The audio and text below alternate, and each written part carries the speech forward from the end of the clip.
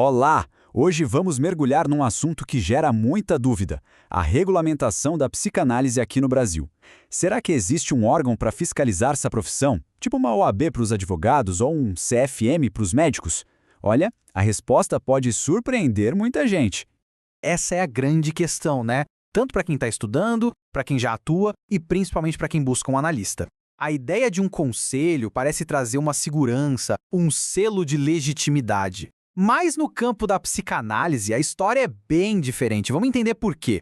Pois é, a resposta é essa, curta e grossa. Não existe um Conselho Federal de Psicanálise no Brasil que seja criado por lei. Qualquer lugar que use esse nome está, na verdade, usando um nome fantasia. E é a partir daqui que a gente vai desvendar o porquê disso e o que isso significa na prática. O nosso caminho vai ser o seguinte.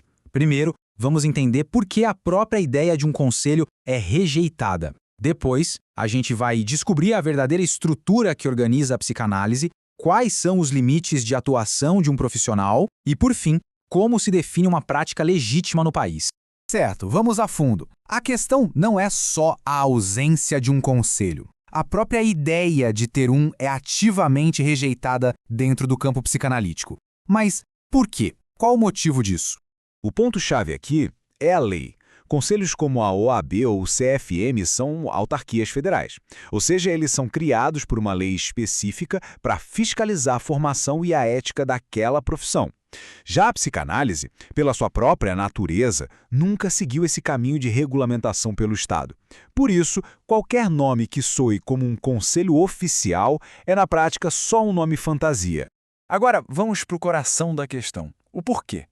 Essa ausência de um conselho não é um acaso, um descuido. É uma decisão filosófica que vem lá das origens da própria psicanálise. Olha só esse contraste. De um lado, um modelo de conselho. Geralmente é burocrático, com uma visão única que é imposta por lei. Do outro lado, a filosofia da psicanálise, que se entende como um campo de saber leigo, aberto a pessoas de diferentes formações e que valoriza a diversidade de ideias. É uma área, por essência, dinâmica.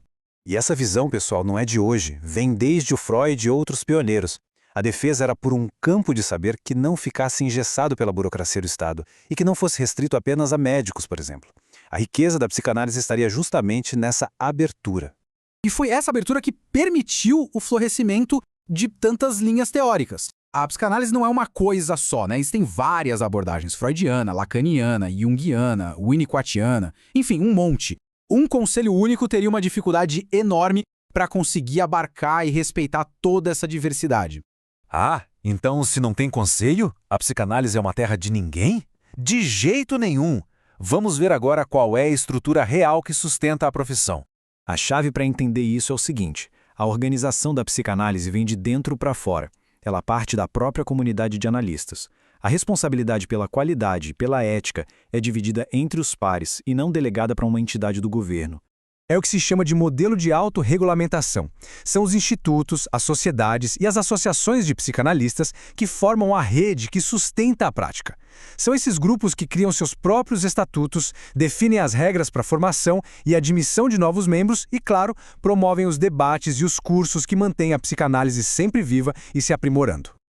Ok, agora chegamos num ponto fundamental: as fronteiras da profissão. Se a psicanálise é um campo tão aberto, quais são seus limites legais e éticos? O que um psicanalista não pode fazer? Uma dúvida bem comum é se um psicanalista pode ser fiscalizado ou punido pelo Conselho de Medicina ou de Psicologia. A resposta direta é não. Esses conselhos não têm autoridade sobre a prática da psicanálise em si. Mas a questão tem mais algumas camadas. É que a lei define atos que são exclusivos de cada profissão. Por exemplo, prescrever medicamentos é um ato exclusivo de médicos. Aplicar certos testes psicológicos é uma atividade privativa de psicólogos. A atuação do psicanalista, por sua vez, se concentra no método psicanalítico. A clareza dessas fronteiras é essencial. E é exatamente aí que uma punição pode acontecer. Se um psicanalista que não é médico prescreve um remédio, ele não vai ser punido pelo Conselho de Medicina por ser um mau psicanalista. Ele vai ser punido pelo poder público por exercício ilegal da medicina. O mesmo vale para a aplicação de testes restritos.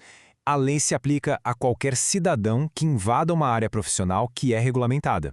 Certo. Com tudo isso em mente, como se constrói então uma prática psicanalítica que seja legítima e segura no Brasil?